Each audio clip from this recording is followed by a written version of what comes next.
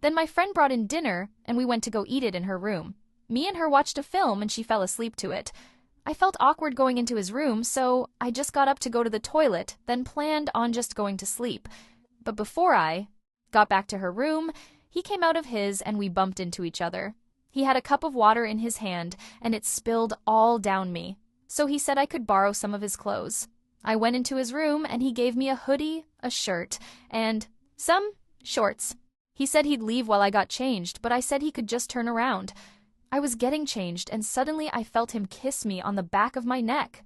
I was literally stood there in my wet bra and his shorts, but he was really hot. So I went along with it, and we made out on his bed.